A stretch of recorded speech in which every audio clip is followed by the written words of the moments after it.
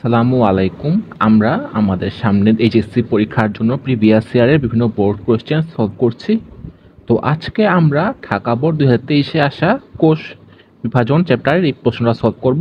এটা কোষ বিভাজন আর কোষ ও এর গঠন আমাদের অধ্যায়ে 1 ও 2 দুইটারই সমন্বয় আছে। এটা আমরা সামনে বুঝতে পারবো যখন আমরা প্রশ্নগুলো দেখব। তখন আমরা উদ্দীপকটা যদি দেখি, বলেছে সন্তানদের চেহারার মধ্যে বেশিরভাগ ক্ষেত্রেই বাবা মার গঠন ও বৈশিষ্ট্যের মিশ্রণ পরিলক্ষিত হয়। কতে বলেছে মাইটোসিস কাকে বলে, খতে মাইটোটিক ইন্ডেক্স বলতে কি বোঝো, গতে উদ্দীপকে উল্লেখিত বাবা মার চরিত্রের মিশ্রণ গঠনকারী অঙ্গাণুর গঠন বৈশিষ্ট্য। এখানে যে বাবা মার চরিত্রের মিশ্রণ আমরা পাচ্ছি সেটা কোন অঙ্গাণু গঠন করছে, সেটা হলো ক্রোমোজোম। আমাদের ক্রোমোজোমের গঠন বৈশিষ্ট্য ব্যাখ্যা করতে হবে, যেটা কিনা আমরা চ্যাপ্টার 1-এ পড়েছিলাম।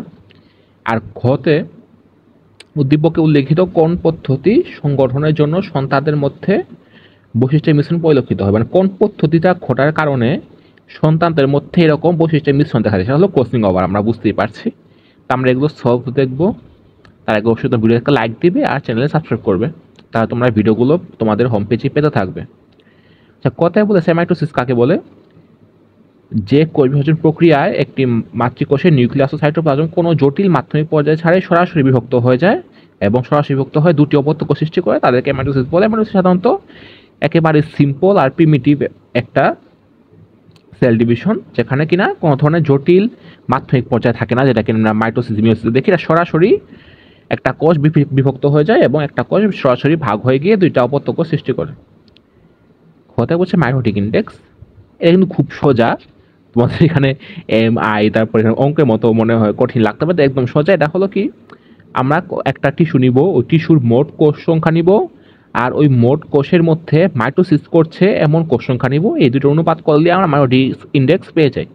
এবং এটা তোমরা বুঝতেই পারছো, এখানে আমরা টিউমার আর ক্যান্সার চিকিৎসার ক্ষেত্রে এই মাইটোটিক ইন্ডেক্স আমরা নির্ণয় করি। কারণ যখন তুমি দেখবে যে মোট কোষ সংখ্যা, মাইটোসিস যত কোষ সংখ্যা মোট কাছাকাছি, মোটামুটি কাছাকাছি, যে সকল কোষ আছে তারা সবাই মাইটোসিস করেই যাচ্ছে কন্টিনিউয়াসলি, সেটা দেখে একটা আন্দাজ পাওয়া যায় যে এখানে টিউমার কোষ বা ক্যান্সার কোষ খুব দ্রুত ছড়িয়ে যাচ্ছে।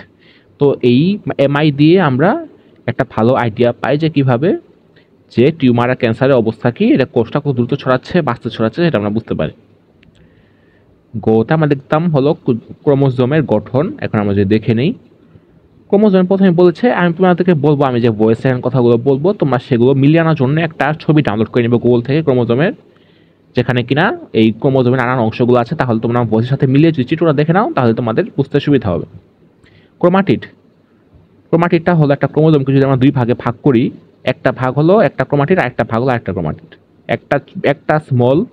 একটা ছোট বাহু আর একটা বড় বাহু মিলে একটা ক্রোমাটিড, একটা ছোট বাহু একটা বড় বাহু মিলে একটা ক্রোমাটিড। এবং একটা ক্রোমোজোমে 4টা বাহু থাকে, 2টা ক্রোমাটিড থাকে মেটাফেজ পর্যায়ে। কারণ মেটাফেজ পর্যায়ে আমরা ক্রোমোজোমটাকে ডিটেইলসে দেখতে পাই, আমরা বাহুগুলোকে নির্দিষ্টভাবে দেখতে পাই, সেন্ট্রোমিয়ারটাকে দেখতে পাই, ক্রোমাটিডগুলোকে দেখতে পাই।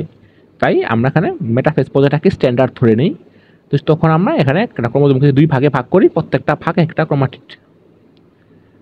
তারপর গতে বলেছে ক্রোমাটিন। ক্রোমাটিন হলো ক্রোমাটিডের মধ্যে যে সুতার মতো বা তন্তুর মতো অংশ থাকে সেটাকে ক্রোমাটিন সূত্র বা ক্রোমোনেমা বলে। এই ক্রোমোনেমায় সাধারণত ডিএনএ থাকে, এটা ডিএনএ দ্বারা গঠিত থাকে। সেন্ট্রোমিয়ারটা হলো যে আমরা যে বাহুর কথা বললাম, ক্রোমাটিডের কথা বললাম, সেগুলো একটা নির্দিষ্ট জায়গায় যুক্ত থাকে, সেটাকে সেন্ট্রোমিয়ার বলে। এবং এটাকে সাধারণত রঞ্চিত করলে বা তুমি ডাই দাও তাহলে এটা কালার নেয় না, তখন সেটা কিনা কালারহীন অবস্থায় থাকে। আর সেন্ট্রোমিয়ার অঞ্চলে ক্রোমোজোমে ক্রোমাটিড যুক্ত আছে, যা আগেই বললাম। এবং এই অংশটাকে প্রাথমিক কুঞ্চনও বলা হয়, কারণ আমার কাছে সেকেন্ডারি কনস্ট্রিকশন বা একটা যেটাকে কিনা বাংলায় বলে হলো গৌণকুঞ্চন, আর একটা সেকেন্ডারি কনস্ট্রিকশন গৌণকুঞ্চন আমরা পাই, তাই এটাকে বলা হয় প্রাথমিক, আর একটা গৌণ আছে।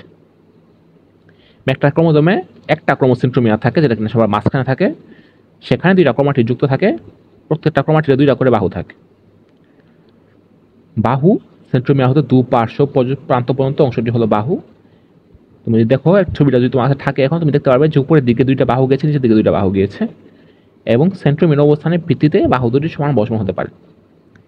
সাধারণত মেটাসেন্ট্রিক এর ক্ষেত্রে বাহু দুটা মোটামুটি সমান থাকে, আর সাবমেটাসেন্ট্রিক, অ্যাক্রোসেন্ট্রিক, টেলোসেন্ট্রিক সেখানে কিনা এগুলো অনেকটা অসমান থাকে বাহুগুলো। ক্রোমোমিয়ার মায়োসিসের ল্যাক্টোডের্ম পর্যায়ে ক্রোমোজোমের উপর গোলাকার দানার মতো অংশ সারিবদ্ধ সাজানো থাকে। এরূপ দানাকে ক্রোমোমিয়ার বলে। তুমি সব সব ক্রোমোজোমে এটা পাওয়া যায় না, শুধুমাত্র মায়োসিস ল্যাক্টোডের্ম পর্যায়ে এটা আমরা দেখতে পাই। এটা হয়তো তুমি যদি কোনো একটা ছবি ডাউনলোড করে থাকো ক্রোমোজোমের, সেখানে তুমি ক্রোমোমিয়ার দেখতে পাবে না। ম্যাট্রিক্স মাতৃছুরির চারদিকে প্রোটিন ও আরএনএ পদার্থের স্তরকে ম্যাট্রিক্স বা মাতৃগাড়ির একটা তরল পদার্থ, যেটা কিনা প্রোটিন ও আরএনএ গুলোকে ধরে রাখে। পেলিকল ম্যাট্রিক্স সহ ক্রোমোজোমের বাইরে একটি আবরণী কল্পনা করা হয়, সেই আবরণটাকে পেলিকল বলে। তুমি চিত্র দেখো, দেখবা যে বাইরে যে আবরণটা সেটাকে পেলিকল দিয়ে চিহ্নিত করা আছে। গৌণকুঞ্চন, এটা আমরা আগে দেখেছি প্রাথমিক, এটাকে প্রাইমারি কনস্ট্রিকশন বলে। এখন হলো সেকেন্ডারি কনস্ট্রিকশন বা গৌণকুঞ্চন। কোনো কোনো ক্রোমোজোম সেন্ট্রোমিয়ার ব্যতীত প্রান্তবর্তী অংশে এক বা একাধিক কুঞ্চিত রঙহীন অংশ দেখা যায়। সাধারণত আমরা সেন্ট্রোমিয়ারটা পাই, এটাকে আমরা একটা কুঞ্চন বলি।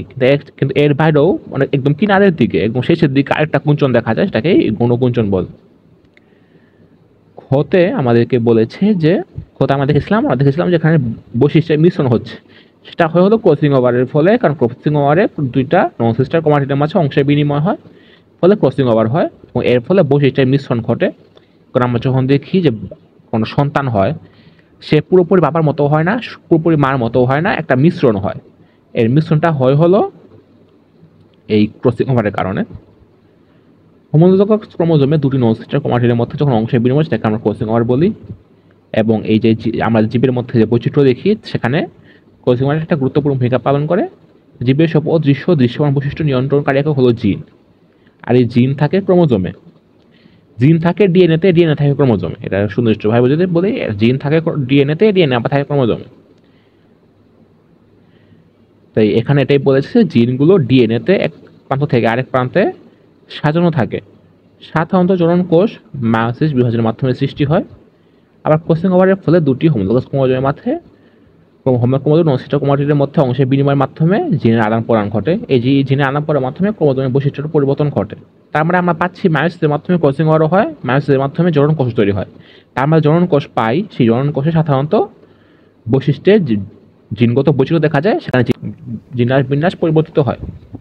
যেহেতু জনন কোষে জিনের বিন্যাস পরিবর্তিত হয়, এর ফলে যৌন জননে যখন বাবা মা থেকে কোনো সন্তান আসে, তখন সেই সন্তানের ক্রোমোজোমের মধ্যেও জিনের বিন্যাসের পরিবর্তন দেখা যায়।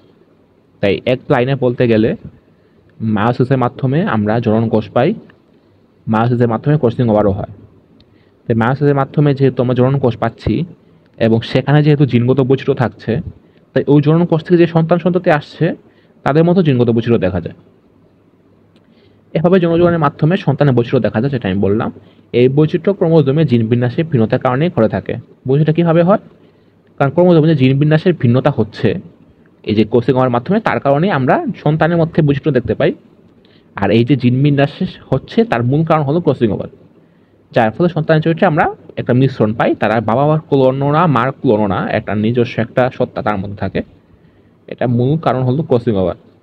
তো এই আলোচনা থেকে বলতে পারি যে মায়োসিস যে সেল ডিভিশন, সেখানে যে ক্রসিং ওভার হচ্ছে, তার জন্যই সন্তানের মধ্যে বৈশিষ্ট্যের মিশ্রণ পরিলক্ষিত হয়। তো এই ছিল আমাদের সলভ। আশা করি বুঝতে পেরেছো। যদি মনে হয় তোমার ভিডিওতে বসে দেখে লাইক দেবে, চ্যানেল সাবস্ক্রাইব করবে, তাহলে তোমরা এই ভিডিওগুলো তোমাদের হোম পেজে পেয়ে যাবে, তোমাদের খুঁজতে হবে না। আর যদি মনে হয় তোমার ফ্রেন্ডদের উপকার আসবে, ফ্রেন্ডদের সাথে শেয়ার করতে পারো। এই প্লেলিস্টটা দেখতে পারো, প্লেলিস্টে আরও সলভ ক্লাস আছে, সামনে আরও দেওয়া হবে। সো আর তোমরা সামনে কী ভিডিও চাও, তোমাদের কোনো পার্টিকুলার কোনো প্রশ্নের সলভ দরকার কিনা, তোমরা আমাকে এটা কমেন্টে জানাতে পারো। আর ফেসবুক পেজটা ফলো করে রাখলে ফেসবুকেও সব ভিডিও পেয়ে যাবে। So this is today, I next.